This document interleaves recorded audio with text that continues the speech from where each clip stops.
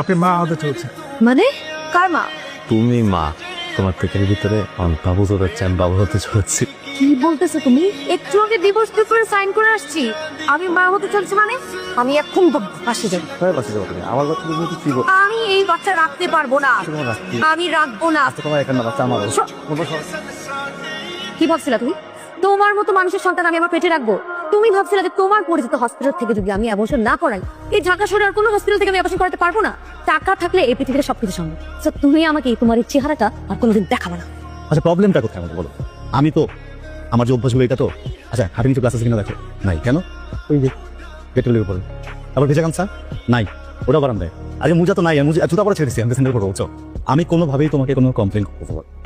তুমি তোমার এই মুখ দিয়ে বলছো না আমাকে ডিভোর্স দিবা, এখন যদি তুমি তোমার মুখ দিয়ে আমাকে বলো যে তুমি একদম বদলায় যাবা, ভালো মানুষ হয়ে যাবা, তুমি তোমার এই জিব্বা দিয়ে পুরো বাসা থেকে ক্লিন করবা, তারপরেও আমি তোমার সাথে সংসার করতেছি। আমি তোমার সাথে সংসার করবো? আজকে থেকে যে পুরো উল্টাই দিলাম, আমি বউ তুই স্বামী, যেইভাবে তুমি বলবা সেইভাবে হবে, ঠিক আছে? এই যে তুমি এখন যে কথাগুলো বলতেছো এটা মন থেকে বলতেছো না বলবো, এটা হচ্ছে স্ট্রেস, এগুলো রাগ থেকে আসতেছে, প্রচন্ড রাগ উঠতেছে না মাথায়। নাও এটা ভাঙ। হ্যাঁ, তোমার চেহারা আর তোমার মতো আরেকজন আর এই বাসায় তিনটাই আমার জন্য খুব স্ট্রেসফুল। আমি জানি তো তুমি এখন এগুলো কেন বলতেছো। তোমার এই বাচ্চাটা পৃথিবীতে আসলে আমি তো তোমাকে ছাড়তে পারবো না, তাই না?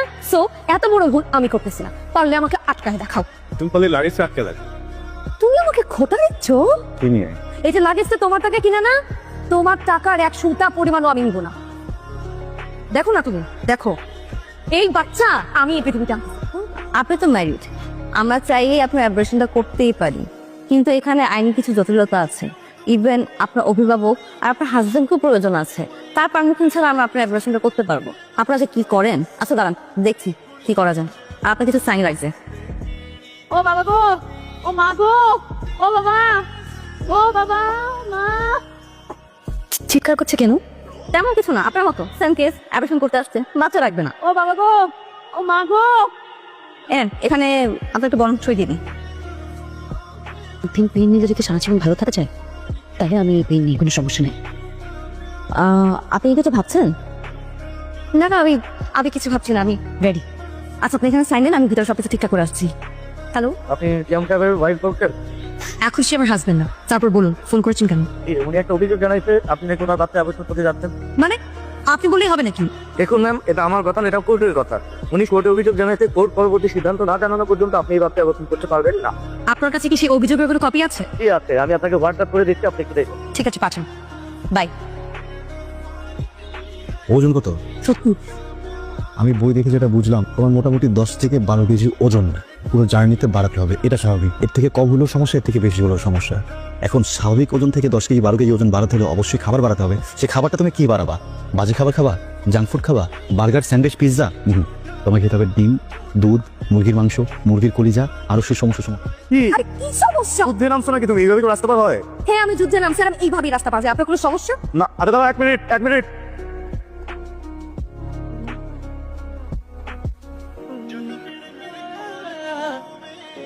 বলি 4 মাস হয়ে গেছে, একটা সুখের সংবাদ, আনন্দের সংবাদ তুমি আমাদের কাছ থেকে লুকাইছো। এই কাজটা কিন্তু তুমি ঠিক করো নাই জামাই। আরে তুমি জামাইরে বলে কি করবা? তোমার নিজের মেয়েই তো আমাকে কিছু জানতে দেয় নাই। ওইটাই। কি করতে? ওই যে দেখো কি আসছে। আমা আব্বা, তোমরা তোমরা কখন কিভাবে কেন আসছো? তোমাদেরকে কি আসতে বলছে? কে আসতে তো? আরে মেয়ের বাড়িতে তার বাবা মা আসবে, সেখানে আবার কে আসতে বলবে? হ্যাঁ, আর তাছাড়া আমাদের মেয়ে হচ্ছে অসুস্থ, এই সময় তার পাশে মুরব্বী হিসাবে আমাদের থাকাটা দরকার। অবশ্যই। কি বলতেছো আমি অসুস্থ? আমাকে দেখছো? আমি একদম ঠিক আছি, কমপ্লিটলি ওকে। আমাকে আসছো না, আসছো, দেখছো, হয়েছে না? এবার প্লিজ তোমরা যাও। আরে দাঁড়াও তো, কি বলতেছো তুমি এগুলো? তোমার বাবা মা আসছে, তোমার বাড়ি থেকে লোক আসছে, 2-3 মাস খেয়ে যাবে। থেকে যাবে না 2-3 মাস? প্রথমত এত সুখের একটা সংবাদ, এত আনন্দের একটা সংবাদ তুই আমাদের কাছ থেকে লুকাইছিস, তার উপরে এখন আবার এরকম ভাবে কথা বলতেছিস। আচ্ছা জন্মের পরে তোরে তো আমরা মধুকে হয়েছিলাম, মুখের ভাষার এই অবস্থা কেন? হ্যাঁ, আমি সব বুঝতে পারছি, তোমাদেরকে কে ফোন করে আসতে বলতে সেটাও বুঝতে পারছি। শোনো মা, তোমরা যে খুশির সংবাদ শুনে এখানে আসছো না, কয়েকদিন পর সে খুশির সংবাদটা দুঃখের সংবাদে পরিণত হবে। এই সি সি সি, এত অলক্ষণের কথা তুই আমাদের সামনে আর বলবি না তো। এই প্রথম আমরা নানা নানি হইতেছি, আমি প্রথমের মতো বাবা হচ্ছে। নাতনি নিয়ে আমাদের কত পরিকল্পনা, তাই না? দেখো মা, আমাকে সব বোঝায় কোনো লাভ নাই। তোমরা সবাই মিলে যে ঘরের মধ্যে আসো না, যত তাড়াতাড়ি তোমাদের এই ঘর কেটে যাবে, অত তাড়াতাড়ি তোমাদের জন্য মঙ্গল হবে। কোথায় যাচ্ছ? কোথায় যাও? না দূর, সে যেটা যে সাজলাম মানে কি কর্মকে কোথাও যেতে হবে? এমনি সাজে যাবে। আজকে আমার মেয়েটা অনেক এমনি তো তোমার মন ভালো হলে কি আর খারাপ হলে কি আমার জন্য তো সাজবা হবে না। You are wrong mister. আজকে আমি তোমার জিনিস নিয়েছি। বিশ্বাস হচ্ছে না, খুব তুমি এখন আমাকে আগের মতো ভালোই বাসুন। আমি তোমাকে অনেক ভালোবাসি। না বাসুন না, আগে যে বসতাম এখন আরো বেশি বেশি। আগে ছাড়ো। কি সমস্যা তোমার? তুমি চাচ্ছ না কেন? বাবা, মা, আর আম্মা কি হচ্ছে? ওকে জিজ্ঞেস করবো গায়ে হাত দিচ্ছে কেন?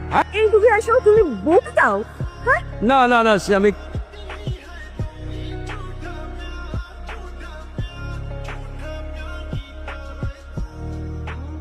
কি রে, কি করিস?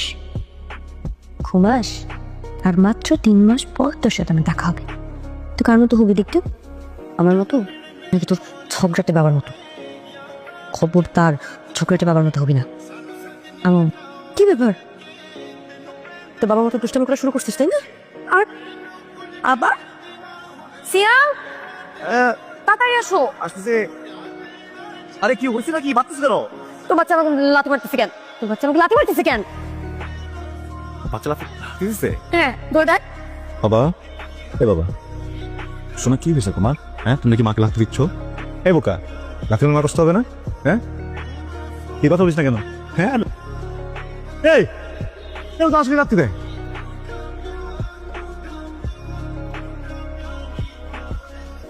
সিয়াম আমাকে ছাড়ো। হ্যাঁ, দাঁড়ানো দাঁড়ানো, পাপ্পা দেন বাবা। ছাড়ো। যা কয়েকদিন পর তোমার সাথে ডিভোর্স হবে, বারবার বাচ্চার দোহাইতে আমাকে টাচ করা হচ্ছে তাই না? এই বাচ্চাকে আসা পর্যন্ত তোমার রাস্তা আলাদা, আমার রাস্তা আলাদা। সিয়াম, সিয়াম,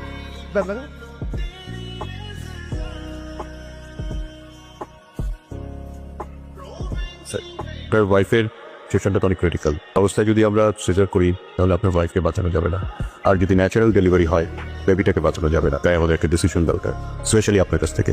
দুজনকে একসাথে কিছু করা যাবে না? মানে যা লাগলো করলাম, সমস্যা নাই। দুজন কি সেফ হয়ে যাবে? অ্যাজ এ ডক্টর আমরা চেষ্টা করব দুজনকে সেভ করতে, কিন্তু আমার মনে হয় না আমরা দুজনকে সেভ করতে পারবো। যে কোনো একজনকে বেছে নিতে হবে।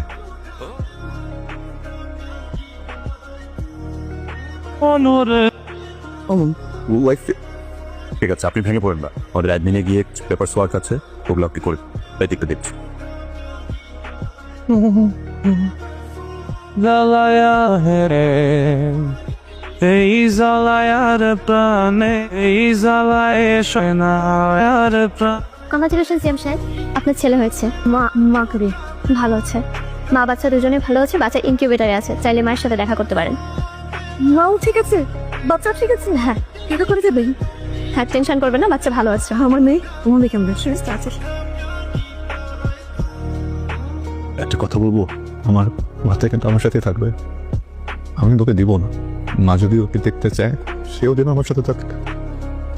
তুমি এটা থাকতে পারবো না।